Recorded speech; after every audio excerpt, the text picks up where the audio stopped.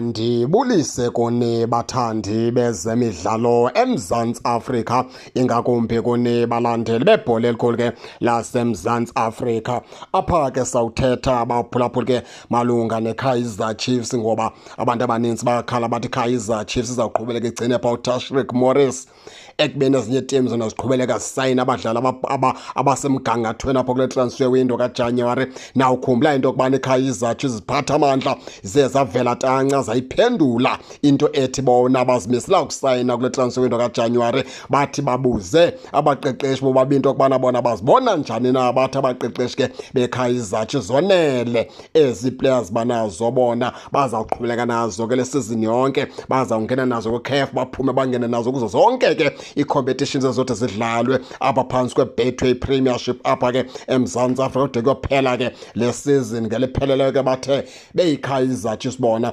abazosayina abadlali ke kule transfer window kaJanuwari. Ngumlomo ke lowo ke ubuphuma kumanagement ibuza abaqeqeshi beKaizer Chiefs bobabini into yokubana bone ngaba na yeyiphi na izidingo zabo, basibona na isidingo sokusayina apho kule transfer window kaJanuwari.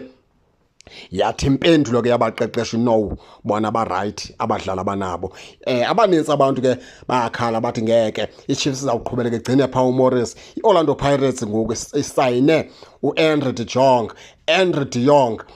andalo uba ndimbiza ukule namfana omdala sistriker apha from iqela ke leStellenbosch. Idlala kakuhle kakhulu laa ndodanyana leya, futhi ke abantu abaninzi bayayazi idlala kakuhle kakhulu iOrlando Pirates. Ke iDerby ke yayifumana ke laa player, iza kuyimemeza okanye iza kuyikhwaza kungakapheli neentsuku ezitheni.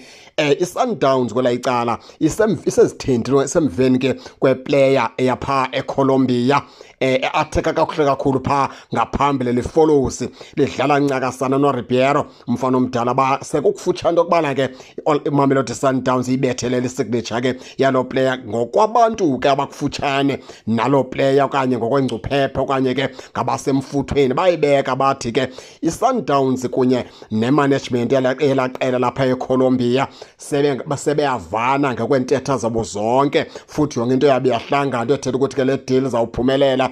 La player niza kuyibona inyathi lapha kwiqela ke le Mamelodi Sundowns kungakapheli iintsuku zatyalwa.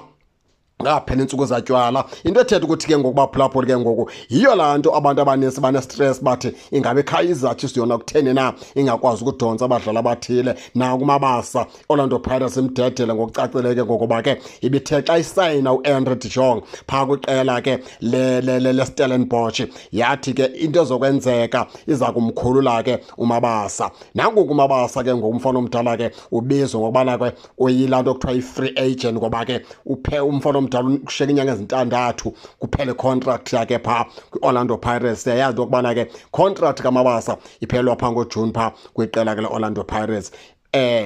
Icekwa ke lelele pha kwiqela ke leKaizer Chiefs into yokubana lona licinga ntoni, kodwa alibonakalisi ngongathi liza kusukuma kule transfer window kaJanuwari, futhi lingabonakalisi ngongathi ke likhona utshintsho zokwenzeka. Kodwa ke ekaMorris into babeyicacisa into yokubana ke akana space umfana omdala mele bamkhulula apha ke kule transfer window kaJanuwari. Nangona ke ngoku bengakenzi mnyakazo, ngoba xa bebezofaka umabasa obvious ke bebeza kumkhulula ke uMorris. Akho nto icacayo phaa kubo into yokubana ke babheka kweliphini icala apha ke kule transfer window kaJanuwari.